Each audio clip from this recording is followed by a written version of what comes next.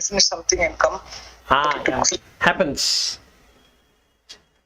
No problem. So, I just wanted to cover up, before we go to the Bhagvadgita 18th chapter, further things on why we have to do reflection and all that, and what to do with that. Basically, why maybe we have understood, but what to do with that is the question. So, two things we need to know. Number one is that there is a great assumption we make that I'm going to die at 80 or 90 or even 100 or whatever it is.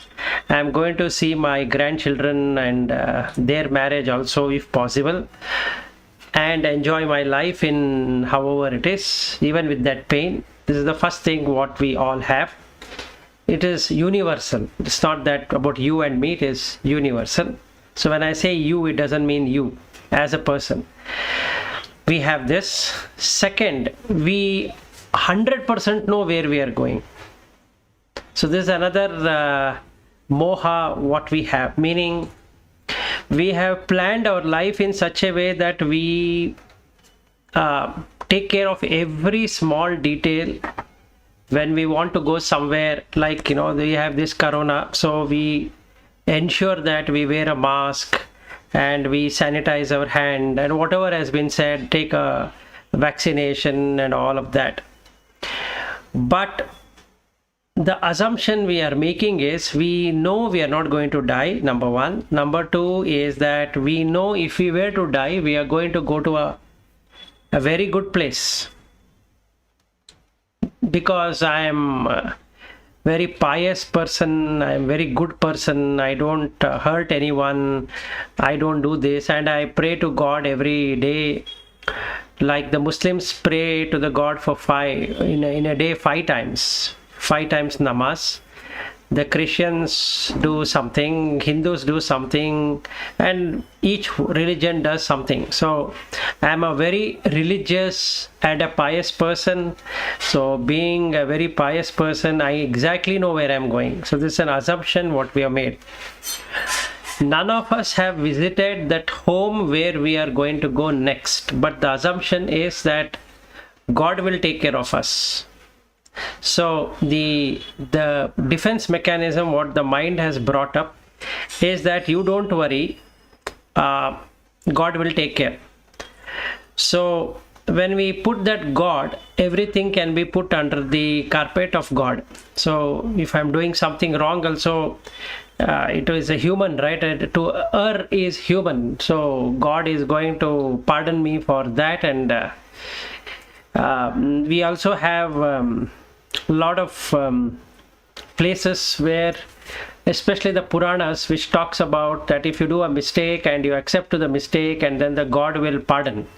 And there are also stories which will say that one guy was dying, and the Yamadharma came with his people to take this guy, and then he shouted Narayana, Narayana, and then all of a sudden Narayana heard it, and then while he was carrying this person, then Narayana interfered and said that you do one thing, he is my devotee, you are not supposed to take him anywhere except for sending him to my place.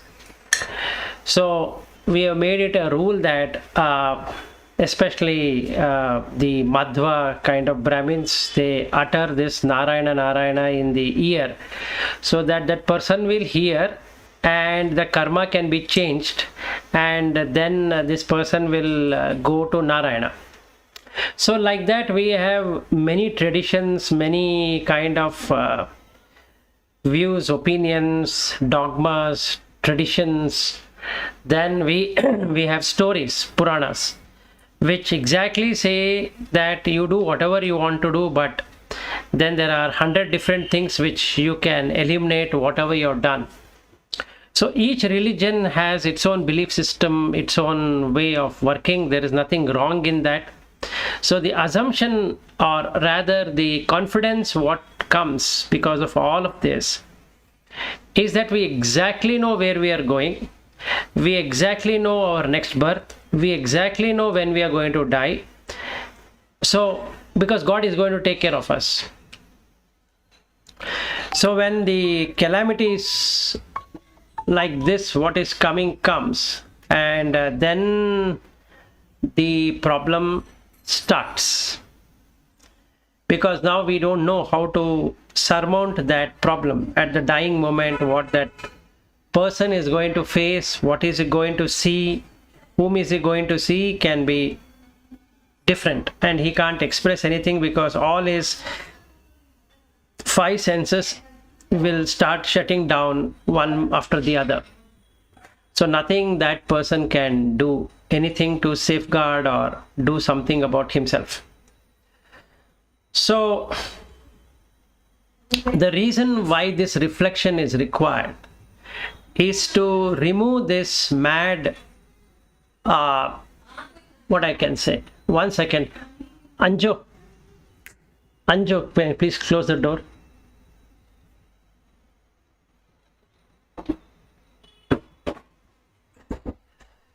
So it is good to remove the madness, because in career we have such a good planning, we know what to do. In education we have, in family life we have, but question comes, have we planned for death? Do we really know where we are going, or are we really believing on something, saying that yes, God will take care, and God has taken care, and he will take care, and all of that? Or do you want to really see where you are going? So if you want to see where you are going, then you have to do something about that. If you don't want to see where you are going, then it's okay. Whatever we are doing today, the way our life is, it's good enough. There's nothing that we need to do. You can just enjoy this drift, and then whenever time comes, it comes, and then we go. So the two options available with us. Through reflection we can see where we are going and safeguard ourselves.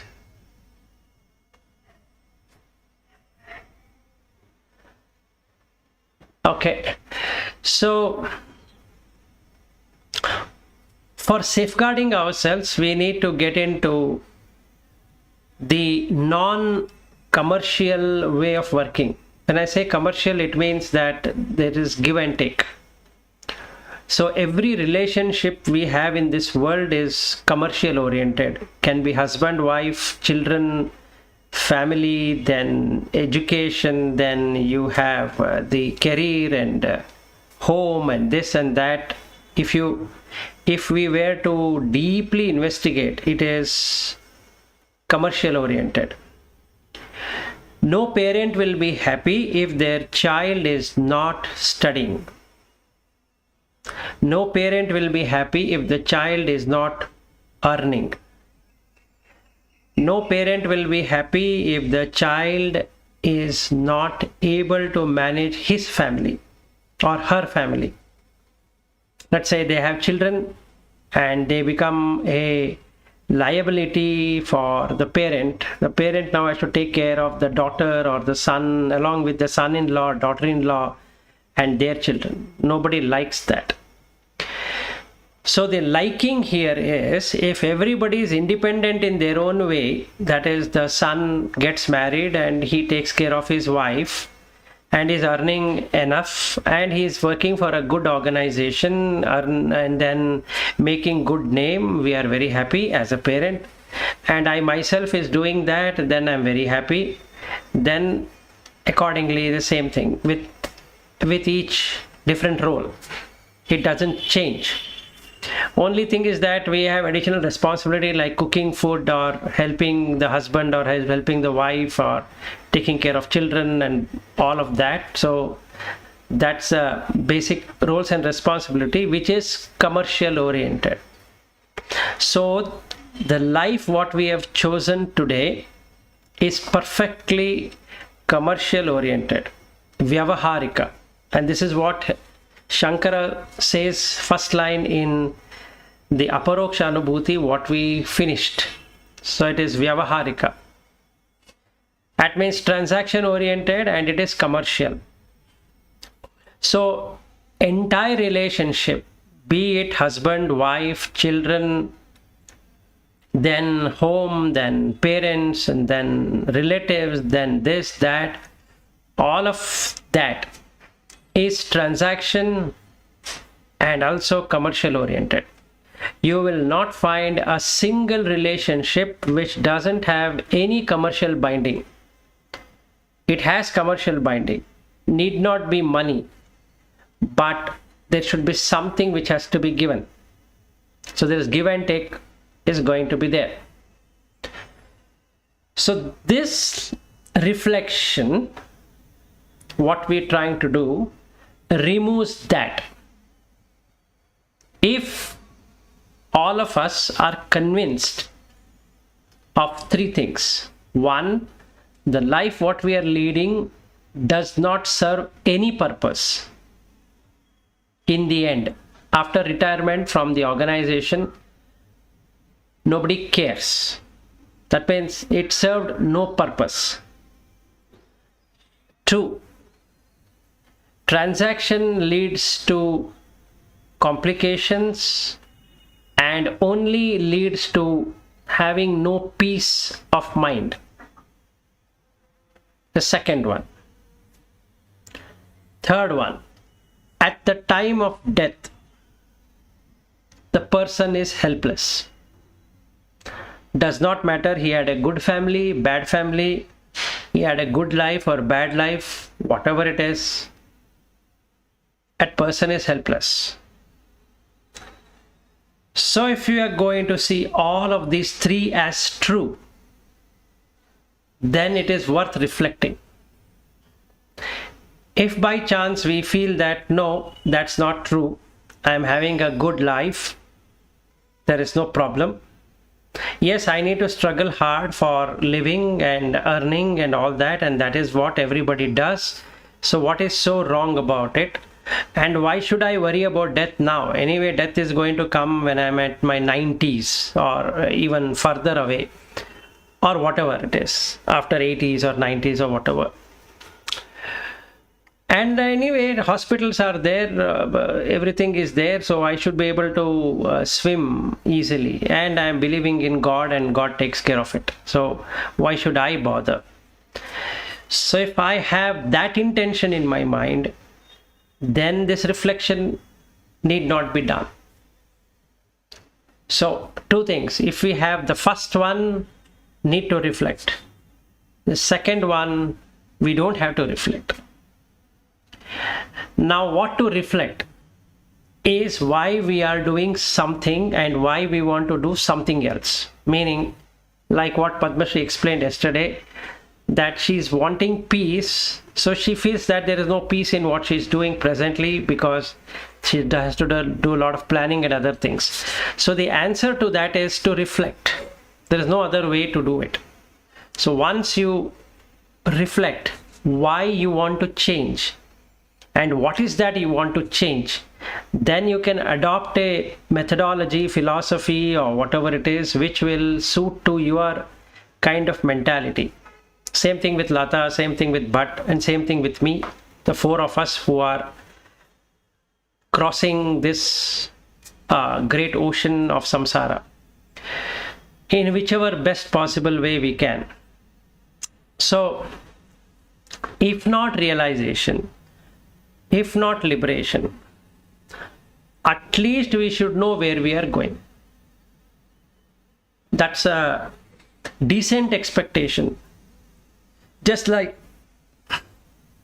Bhatt, when he went to Kedarnath, he knows where is he going. It's not that he was totally shocked out where is he going. So he planned it efficiently, and with his team of people through whom he wanted to do the trekking.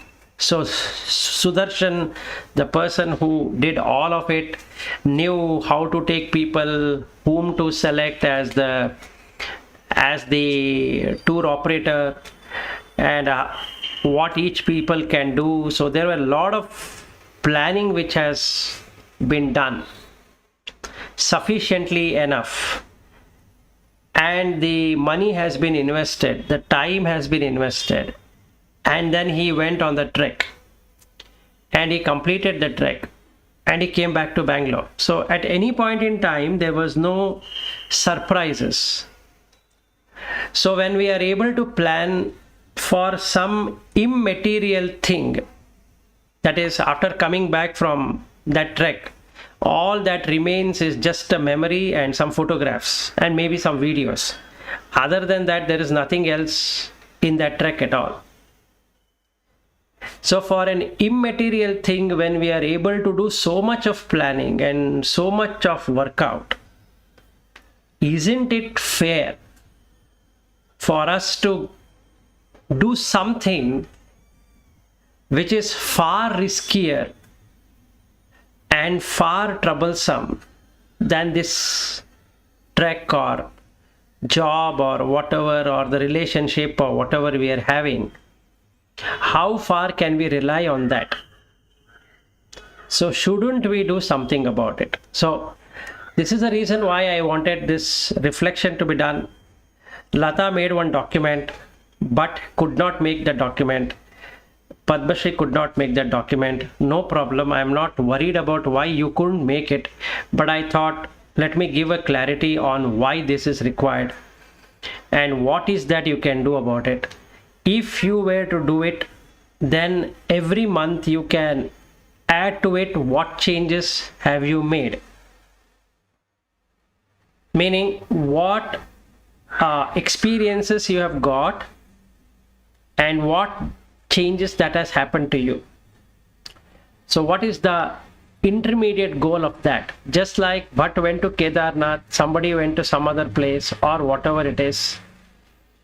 Like again, if you take Bhatt, he went to US and came back. So we know where we are going in this commercial world. We should also be able to know where we are going in the non-commercial world also. So the intermediary goal is to go and see where you would be established after the body breaks down. And are you happy with that outcome? Of all that we have accumulated as punya or papa or whatever it is,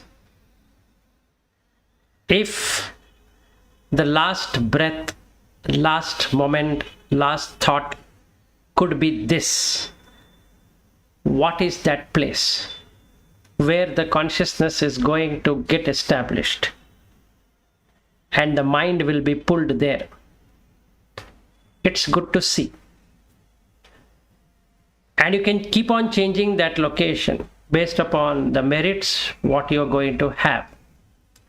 So that is the purpose of life. This is also there. This is trivial, like a trash.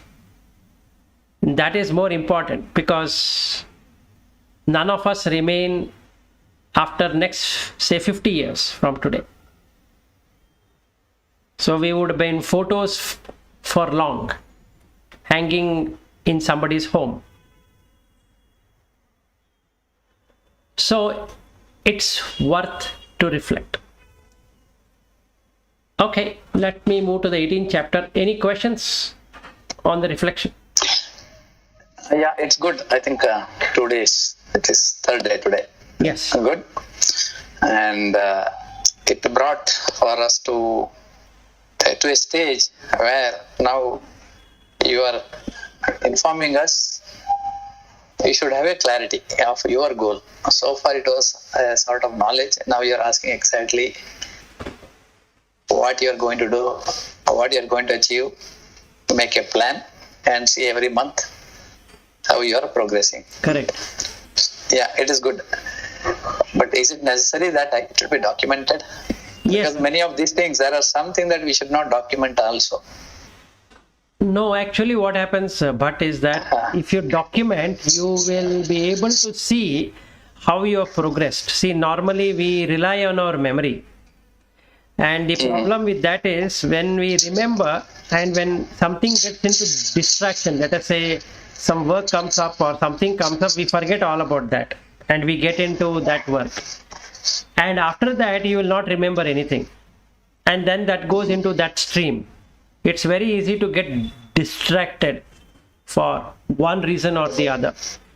So it is always better to write down, because then you can keep on reading it on a daily basis. See, what I was thinking so far, since many years I'm into this. Recently, I tried to divert myself into let me watch something different other than spirituality. Maybe it is good for me to have a much better feeling. Maybe watching old good movies, something like that.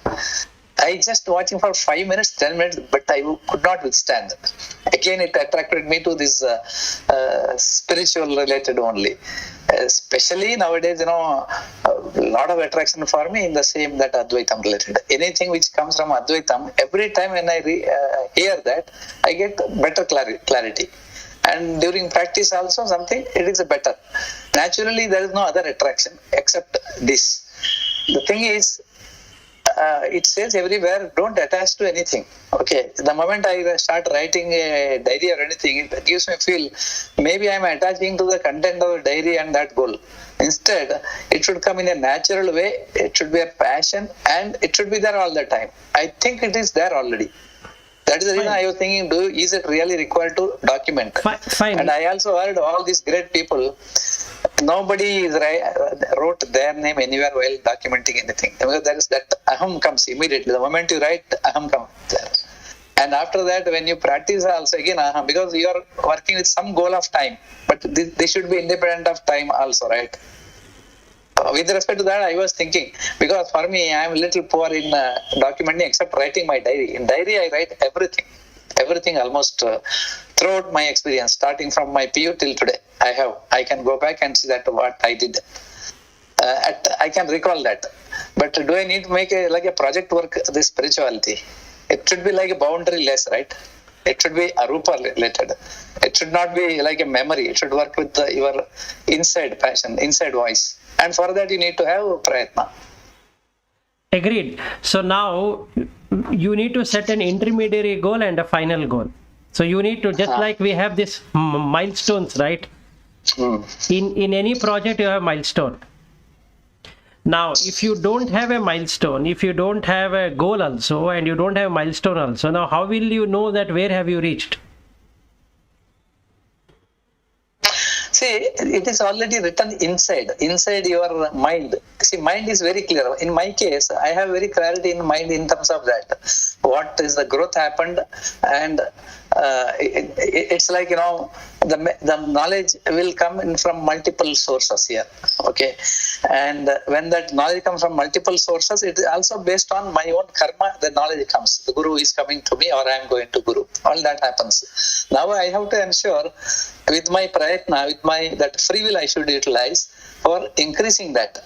The moment I document in the diary, it becomes that risk immediately. Now, if not happens, what happens? Then I have to manage that risk. There are a lot of complication was I was thinking. That's the reason I allowed, let it be the free flow, like river in the water. As soon as you are reaching, automatically it will flow to next downward.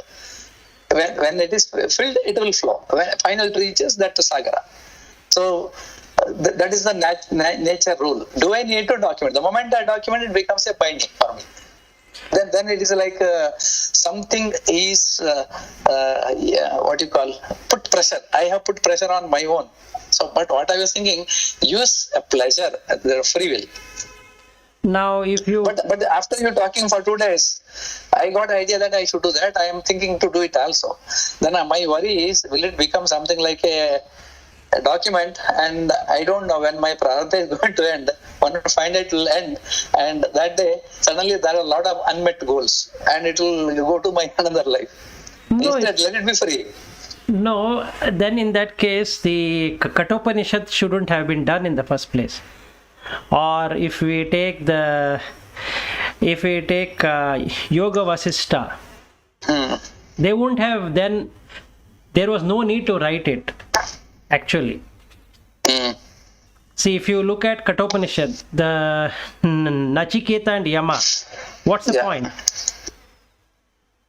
Why it should be documented? There's no point, right? So I think the misunderstanding here is that if you write, it will become a binding. The answer is no and yes. Okay, now where it is no and where it is yes. Now, if you were to feel that you are the writer and you are doing it, yes, it is binding. But if you are doing it for your own growth, then it is not binding, because you need to reflect upon. If you are relying on your memory, fine, absolutely. See, this documentation or no documentation is for you. Okay, I'm not asking you to. Yeah, if helps, I should document. If I can remember all that, if I still, I can execute the project without documenting. You can. Yeah. See, for example, for marriage at home, nobody documents anything. It is already there in their mind. At that muhurtam, marriage will happen. I was thinking spirituality is also something similar. No, it is not like that, but we think it is like that. It's okay. Like I said, there shouldn't be any force. Like, I can only suggest. I can tell you why it is good, but I cannot really do something beyond that. Meaning, if you are convinced that you can do it without writing, fair. No, now I am changed. After your 2 days lecture, I have changed that. I have decided to make it. No, you make that is not the mistake. Because the thing is, what will happen is, I will start documenting. I remember, see, whatever I have spoken to you, I remember I noted down also somewhere last time before talking to you. I have to go and take it and see that that past, when I got it, which are the stotras and all those things my mother taught me and from my guru taught me. Like that, if I go, there will be a very nice document I can make for myself, and I can be very happy, like looking at my own old photographs. And then that is a memory. Now on that I will build the future. And now what happens is that old one, what is there in the memory, it will become more and more stronger. But actually, that is not true in terms of spirituality, because right. That's all memory. Why you are on that? No. Just leave it. No, got it. Now, what I am asking you to do is not that. What I am asking you to do is write down from when did you start this interest. Not about the details of it. You don't have to go by the detail. What stotra was taught by your mother and whom did you search and all that. Right, so you can look at the stages where you had a deeper impact in your life from your childhood.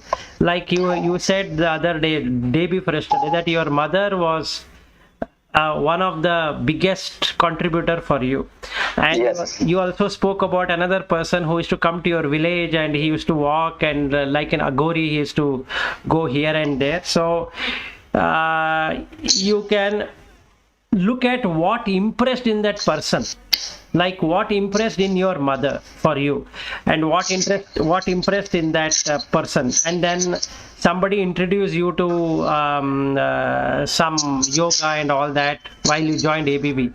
So you just look at that person and see what impressed you. Then you started attending the classes. Then you look at what impressed you there, and then you started going to Sai Baba Ashram, and you look at what impressed there.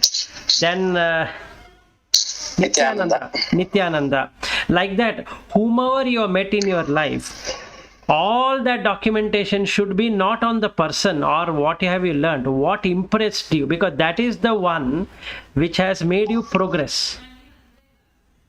So it is not going to go to hundreds of pages. It's hardly. Yeah. See, now it is picking up momentum much faster than what it was earlier. Correct. So it has already picked up. If I look at, for example, Sri, I'm highly impressed. I remember everything what I read in those 2 books. Most of the things I remember. And then this Sadguru. And then Sri, Art of Living.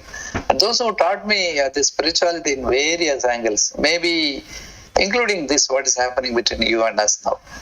Everything was so much progressive.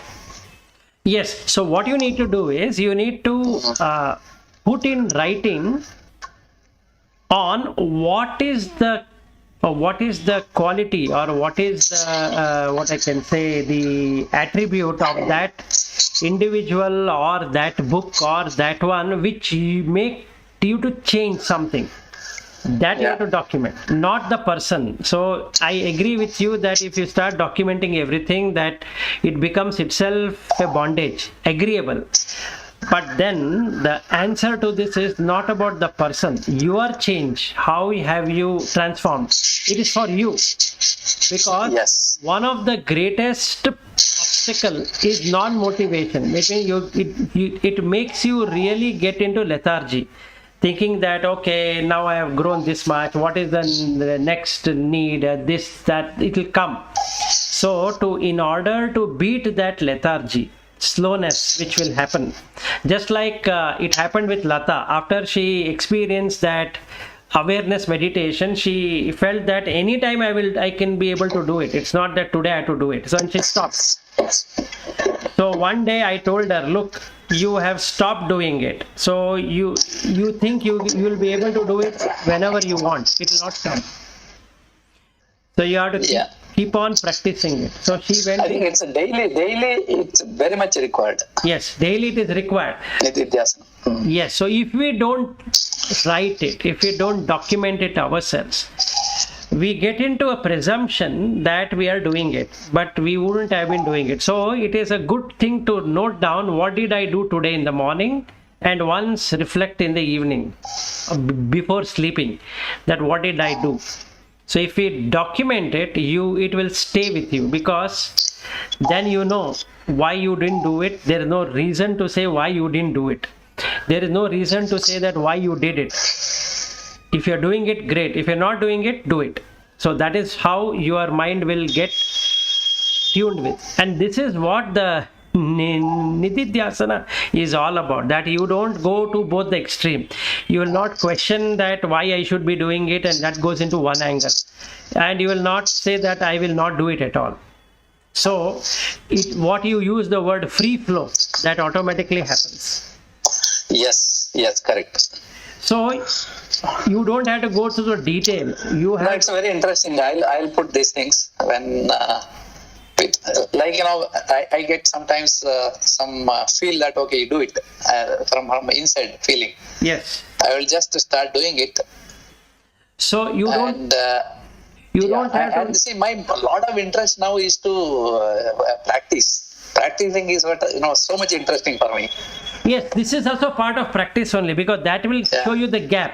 See, now let us say other day you said you also want to share experiences. At presently you are not getting any experiences. So that should be the pointer to say that, oh, this is my milestone. I want to have experiences. Yeah, see, what I learned about that experience, that one statement is really again and again it comes to my mind.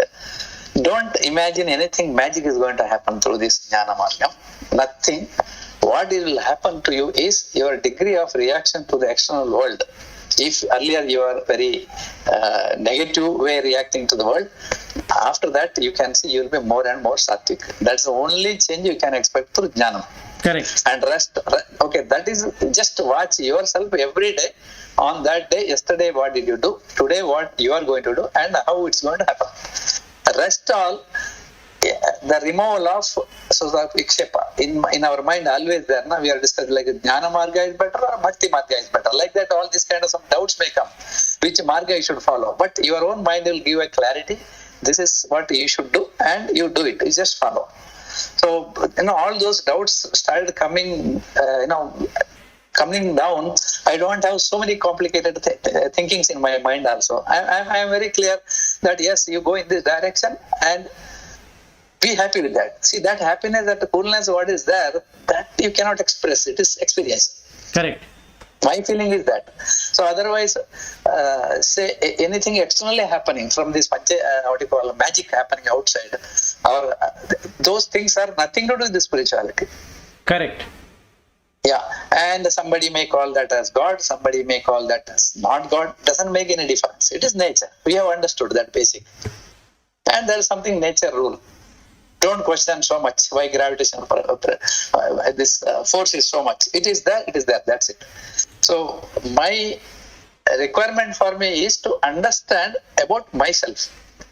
I think that Narayana Sutta, what you are explaining, every day I read that. So I still feel that there is inside some Chetana, that is what me. Let me go and touch it. And unfortunately, for touching, you should drop your mind. Yes. See, that is the practice required. Right. And I said that when I touch Japamala, or immediately the whole that Romanchana Anubhava happens. So I was thinking whether that is spirituality. One day you told that is also not spirituality. It is temporarily something happened to you. Yes, then don't go beyond that. But if that happens, try to enjoy it. No, you should enjoy. Yeah. See, the thing is that you need to document the experiences also, and you need to reflect upon the experience. Because just like in a commercial, you want to have your marks or you want to have your appraisal and all that. Here also, everybody does it. It's not that they have not done it at all. Every saint you will find would have done that. And Yoga Vasishtha gives you step-by-step instruction how you should do it also. Okay, so... Yes, I got a bit scared after Patanjali Yoga Sutra of Samadhi, after going to Samadhi. I was thinking that is the only route. Then when I saw so many people realized in their life, there are so many, even monks, other day that, one Buddhist, one monk, he has done Dehatyaga. Correct. When I see that there are so many people which are not aware, they may not have documented it, but such things are there. No, it is there in document. 0.0001% of the people get that moksha or something. No. There is much more. Only thing is they don't publicize. No, there is a document. If you want, there is a document. See, the thing is that there are documentation. Otherwise, you will not have the source itself. If nobody documents anything, including the Vedas, it is documented, right? Yeah. They didn't say that, okay, now I have experienced it, okay, I will not do anything at all. So they have documented. In fact, if you read Yoga Vasishtha, it's perfectly documented with 37,000 shlokas. Each step-by-step instruction is there.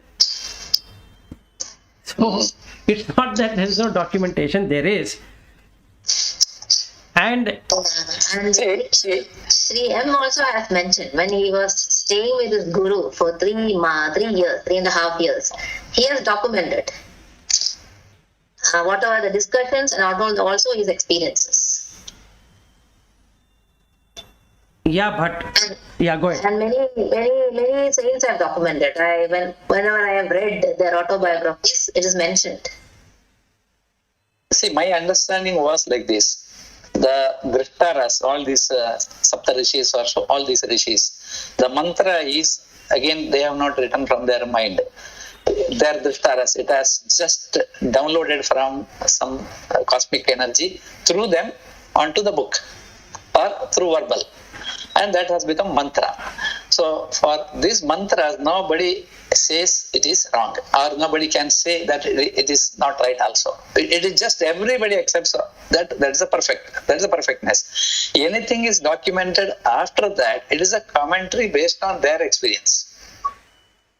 No. And commentary is to simplify those mantras and to understand to your level. You can choose the commentary of any great acharyas whom you like. And so that Veda is translated into that, and then you try to understand. So no dispute about the Veda. No, it is not a question about dispute about Veda or no dispute of Veda. You leave the Veda aside. Now you look at Shankara. If you say Advaita, Viveka Chudamani is a personal documentation. What else is document? He is given step-by-step approach. He himself has practiced and he has put that right. See, that is Shankaracharya's interpretation of what you call the basic things. He has clarified through the examples. That is there in all these documents. No, so it is all not. The basic. No, it is not. Once we have that clarity, automatically it's easy for us to understand Veda. No, that but is my belief. No. But let me give you a clarity. If you read Viveka Chudamani, nowhere he talks about Vedas. if you read Viveka Chudamani, he doesn't refer that this I got it from Rig Veda, this portion I have taken it from Yajurveda, this portion I have taken it from Samaveda. He doesn't talk about that at all. In fact, sadhana chatushtaya itself is not there in the Veda. Have you seen any sadhana chatushtaya in the Veda? No. So then, but that is the foundation, right, for knowledge. No. See, now I'll tell you what. Now I am a Vedic. See, for a spiritual knowledge, I am talking about this. Veda is a spiritual knowledge. Okay, and for spiritual knowledge, you need to have a foundation. The gurus, so-called great gurus, they came and they have given the clarity on that. No, but Jiva and Jagat and Ishvara, all these sambandhas. No, that is correct. But what I'm asking you is, did Shankara get the jnana from the Saptarishi? No. I can't comment much, but what I know is that he was 4 Veda Parangata when he reached the age of, I think, 8 or so. No, that is. And when he reached 12, he knew 100% of all these Upanishads also. Then by 16, he wrote everything, whatever is needed for that. No, that is correct. But let us understand from Viveka Chudamani and let us understand from his own words. What he says, Prasthanatraya. Has he used anything on the Vedas? No. So then why are we adding something which is not there? Whether he was Veda Parangata or not Veda Parangata, you leave that aside. If it was truly like that, he would have said, okay, first you start with Rig Veda, then you do the Yajurveda, then you do the Samaveda, then you do these Upanishad. He didn't say that. He only said Dashopanishad is sufficient. Yes. Right? So shouldn't we go by that, or should you go by something else then? But the knowledge given to us is all the Veda Sara is there in this Prasthanatraya. Just take one Bhagavadgita, it is there, everything in that. No, again you are misunderstanding it. If you only take Bhagavad-gita, it will not work. If you only take Brahma Sutras, it will not work. If you only take the Upanishad, it will not work. But when you combine all the three, it will work. Okay, now what Shankara did is, he knew people are going to have a problem, so he first created something called as Atma Bodha. Yes. Which is his personal experience. First personal experience of Shankara is Atma Bodha. Okay, there again he talks about how did he manage to do this sadhana chatushtaya. Yes. Final conclusion of all his teachings is in Viveka Chudamani. Agree with me? Yes. Okay. So what you should follow then? Should you go back to the root, or should you follow what is stated in the Viveka Chudamani? You have to decide. The best thing is to start. No, best thing is to start. These are all the foundation things to understand. Atma Bodha, Tattva Bodha, Viveka Chudamani. After that, if you read Bhagavad Gita, you will understand in a much better way. Correct. So what I need to do is, as a sadhaka, what I need to do is, I need to practice as indicated in Viveka Chudamani. Correct? First thing. I should not look at any other documentation, any other philosophy, any other thing. Correct. That is right. That's a basic. You will have understanding of all this. Not basic. That will give you, if by volume 1 completion, you are aware of Panchakosha. And you should experience Panchakosha. What is Annamaya Kosha, you should be able to know. Not understand. Know it completely. Yes. Right? So like that, the Pranamaya Kosha, the Manomaya Kosha, Vijnanamaya Kosha, Anandamaya Kosha, all the 5 koshas you have seen for yourself. That you need to document it. Yes. Okay, that is your document. That is not Vilas' document or Padmashri's document or Lata's document. That is your document. Yes. Now come to second volume. It talks about beyond this, whatever you have seen, how it looks. Then your manana is over. Then comes the Nididhyasana in 2 volumes. In that, the last volume, the 4th volume, talks about after you have realized what is your state of mind. So we need to document, we need to do exactly what is stated in Viveka Chudamani. then my teacher is Shankara. Instead of that, if I read something on the Veda, Rig Veda, Yajur Veda, Sama Veda, something like that, if I again go into some Upanishad, something and all, then I have blatantly said that Shankara is not my teacher. It's a lie. So it will not work, because Sadhana Chatustaya is not mentioned in the Upanishad. Sadhana Chatustaya is not even mentioned in any of the Veda. Why they have not mentioned, I don't know, but it is not there. So we can say that Saptarishis already had it, so they didn't have to mention that. It was understood that you require to have it. But presently my problem is that I don't have the Sadhana Chatustaya. That means I have to establish it. So if I call Shankara as my only teacher, then I need to do what is mentioned in Viveka Chudamani or Atma Bodha or whichever Aparoksha Anubhuti, whatever he has said, I need to follow. Otherwise, change the teacher. So, yeah, correct. Otherwise, Shankara will not work. Shankara will not work. Required. Yes. So then if I am a Madhva follower, then follow what the philosophy talks about, not about the puja, not about the devotion. Follow what the scripture says. Yes. His teaching says. So if Brahma Sutra is very nicely explained there. Yes. So we need to, the problem with us is that we are following too many things and different ways of doing. Let's say Sadguru or this or that. They are different things. So the mind will get totally scattered.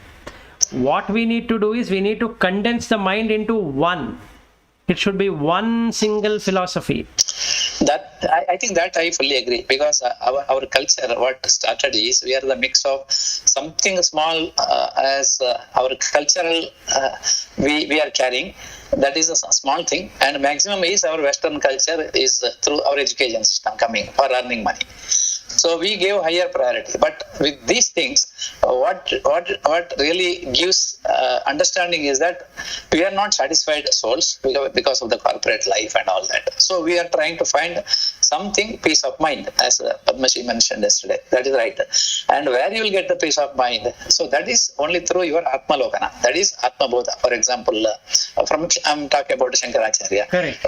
Understand what is samsara, what is mithya, and what is Tula, Sukshma, Panchakosha, and then how is this Atma means, what is the definition, what is the Swarupa, Buddhi, and then Shravana, Manana, Nididhyasana, then the Jiva and Brahma's Aikya, Jivan Mukti, and then the Lakshana of the Parabrahma, then Atmajnana. These are all Atma Bodha talks. Correct. Then the next level is Aparoksha. Aparoksha is this sadhana chatushtaya, as mentioned: Vairagya, Viveka, Shama, Dhamma, Uparati, Vitiksha, Shraddha, Samadhana, Pamukshu, Vichara, Ajnana. Then your Jnana, Dehatma. That means we have to say it is not there. Then everything is Brahma, Aham Brahmasmi. Then the karmas, then that yoga, Ashtanga yoga, then Yama, Niyama, Tyaga, Mauna, Desha, Kala, and all this. This is super. Up to the Samadhi it is explained, which is started with the Buddha and then Shankara, and it continued up to Nididhyasana. After Nididhyasana, you are ending that. Then you are ready for that, mumokshutva, finally, end goal for you are almost ready there. Then after that, you have to understand more of Guru, Shishya, and their the discussions, what happened between what is Tattvamasi, Mahavakyas, and then the ultimate is Moksha, Mukti. So these are the things this Shankaracharya is teaching. Correct. Yeah. Then, okay, in that case, I have one doubt now here. From the the flow point of view, we have full clarity. Any route you follow, finally you will end the moksha only. Even if you follow bhakti is also very nice, very good. You start, then you know that what to do next after that. Correct. Yeah. Now, what is this Veda? 4 Vedas, you have to tell me now. These 4 Vedas, what exactly they explain? And why Shankaracharya is inspired by he initially started with Veda only. After that Veda only, he wrote all this. Why Veda was required? Why it is given to us? What exactly is there in the Veda? What is that? 4 Vedas. Why it is so? No, it actually we use in our the name, na, Vedasya, then Sutra, Ashulam Sutra, then our Shaka Adhyay, then we talk about our Gotra, say Kashyapa Gotra. Like that we come up to today. Very nicely explained. What is this? Maybe we should do one session only on that. I think it may be worth for me with respect to, because I was thinking so far, what is there in Veda is explained by all these gurus in a proper way so that we will understand. Now there's a difference of feeling. These gurus explained is for the moksha. And the moksha route is, everybody agrees that for Purushartha. And finally, last is the moksha. Through sannyasa. Without sannyasa, no moksha. Sannyasa means vairagya. You have to be there. So then Veda talks about what? Veda talks about the knowledge. See, now what has happened is that... Now, what is knowledge? Yeah, you can explain. Yeah. Knowledge is all knowledge, including, see, that 16 samskaras. What is there? That is also part of Vedas only. Shodasa samskara. Okay. So, I think we can have one session only for this. What is Veda? Whatever these three Vedas. Okay, the fourth Veda, Atharva Veda, was added later. But initially it is only three, correct. Rig, Sama and Yajur. Yes. So even in the Purusha Sukta, it only talks about three Vedas. So the condensation of the entire Veda is in the three Suktas. Shri Sukta, Narayana Sukta and the Purusha Sukta.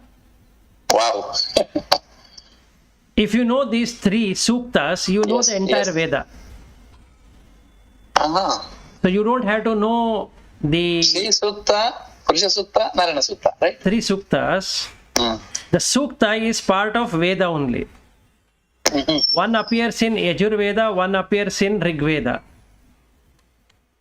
If you have seen, it appears in Yajur Veda. So if you take Narayana Sukta, it appears in Yajur Veda. If you take Purusha Sukta, it appears in Rig Veda. Rig Veda, yes. So Rig Veda, the starting portion, talks about different elements and their composition and what it does to humanity. That's all what it does. It introduces the Bhuta. That is what Veda does. At the maximum 1498 of the Rig Veda talks about the different gods what are there.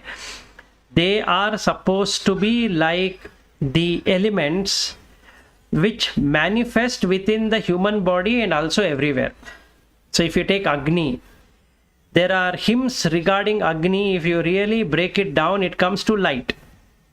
Just like if you take the Shiva Stotra, also brings it to light. So if you look at Chamakam, Namakam, it also comes back to light.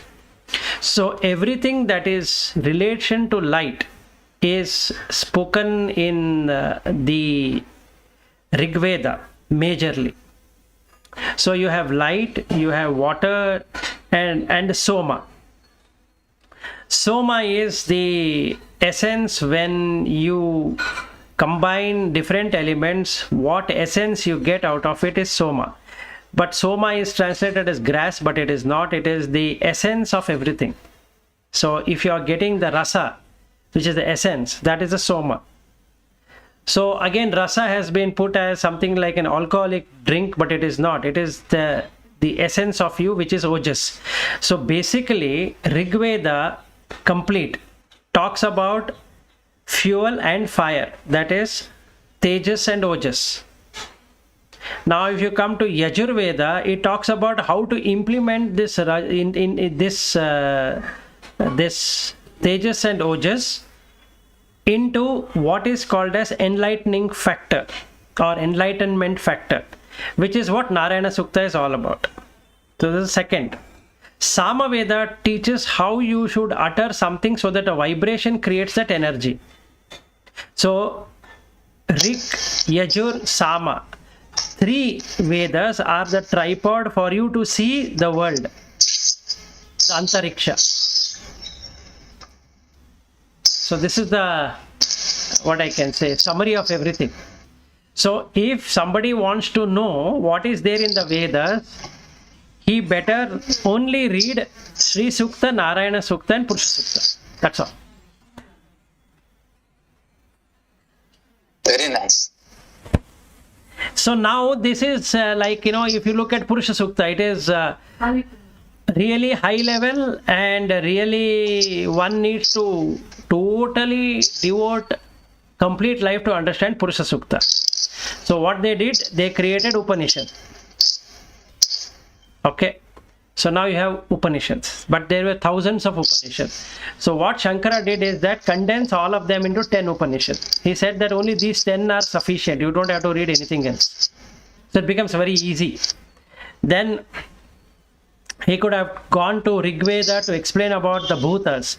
But what he did is that he did a very extraordinary thing. He thought that Bhuta is not the way to go, because Bhuta Shuddhi is a long process. Chitta Shuddhi is the easy process. So that's the reason he chose to have Brahma Sutras as his second.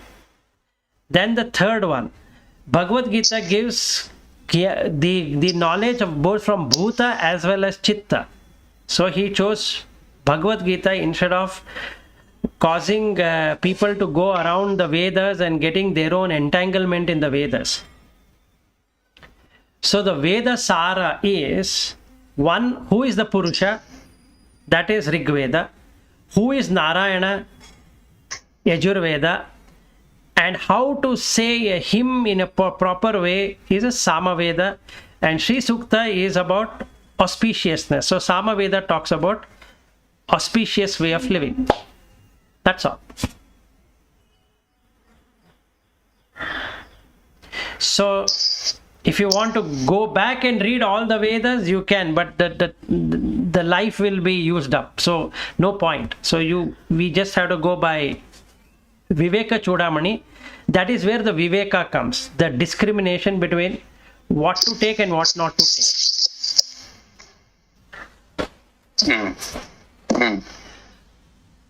And so he created all of this, saying that it is better you go by this.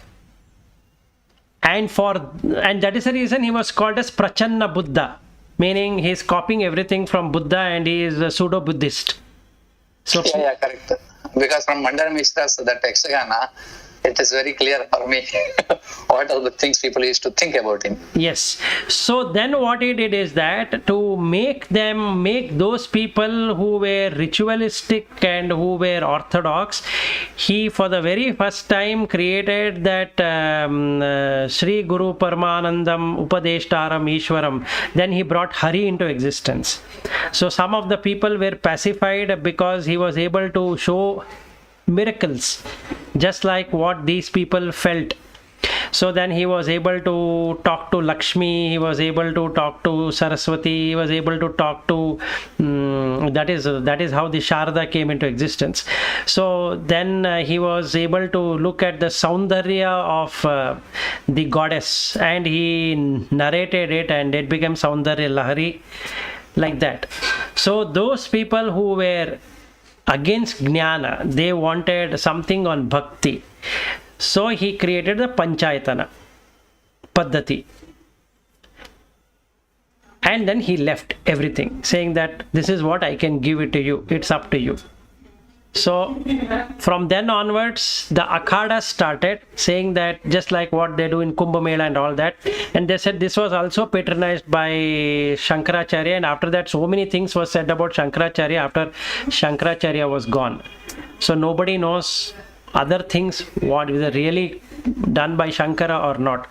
But during his lifetime, towards his end, he created or he helped people to have the Panchayatana system, who believe in idol worship or some worship and they want something to worship, then Saguna Brahman kind of thing, and also some deities and all that.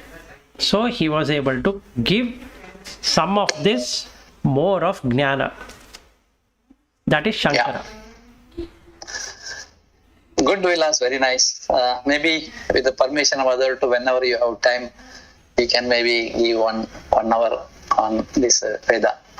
Okay. Because Tejas, Ojas and implementation and then sound to energy, very interesting topics. No, in fact, you keep on, if you read correctly the the Namakam and Chamakam, 90% of it is related to light.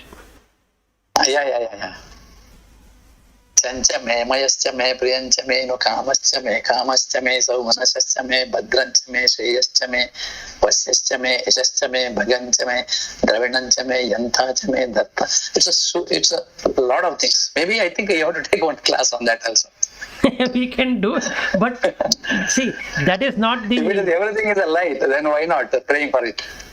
No. See, this both, yeah, the Namakam and Chamakam, if you have experienced light, you will really enjoy it. If you have not experienced light, it's just nothing. So what Samaveda gives you is the way of vibration, how you should vibrate. The whole Samaveda is all about that. Yeah.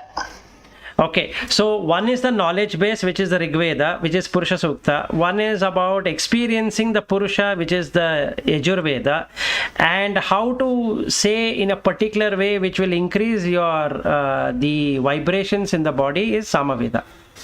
That's all what it is. And ultimately it will create light, which is what you call it as Bhagavanta, or you call it as Brahman, you call by whatever name. That is what all that is. So you are that. You are not this body or the mind. Interesting. So in order to give clarity, what Shankara did is that he said, why do you have to struggle so much? Just to follow Viveka Chudamani, you will get what you are looking at. Why are you going there? That was his question. See, knowledge-wise, we can keep on knowing 100 things, but first we have to cross the samsara.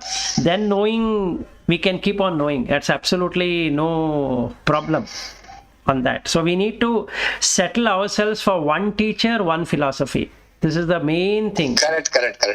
One philosophy, I agree with that. So the reason why I'm forcing this reflection is to really get into that. Then only it works. Yes. So you have to make Shankara as your only teacher, and you should one marg, correct. Yeah, and you need to make Viveka Chudamani as the only thing, nothing else. Yes, no doubt in that. Then it works. Because that cannot be wrong for anyone. It is same. It is same. So it's a truth of life for each and every human being. But if it is true, then why are we going behind Vedas or this or that? It's not required. No, that is ajnana. See, we don't have, right? No, that is fine, but we don't have knowledge. See, initially our thought and today what is our thinking is different in terms of understanding of these things. Correct. So even now, as we speak, you want me to take a class on all of that I can do it. But first, let's achieve something as indicated in Viveka Chudamani. Let us come to the stage 3, which Shankara talks about, and once we are in stage 3, taking any philosophy, you will really enjoy it because you are experiencing it. That's what I heard. If you know one philosophy in depth, you will enjoy all other philosophies. Yes, so let's only do that. Why should we get distracted by so many different things? Correct. It looks interesting, I agree with you, but it doesn't serve the purpose. Like what Padmashri said, she's in lookout for peace. So if you are lookout in peace, then you should first find peace, and then the remaining thing will come. Yeah, I think today I have another meeting. Okay, all right. We can continue tomorrow. Oh yes. I think tomorrow we can continue with whatever started with the Bhagvadgita. Yes, we will conclude Bhagvadgita, and then we will start afresh with Viveka Chudamani. Yeah. Okay. All right. Thank you. Thank you then. Bye. Okay, bye. Thank you. Yeah, thank you. Bye. Yeah, thank you, Lata. Bye.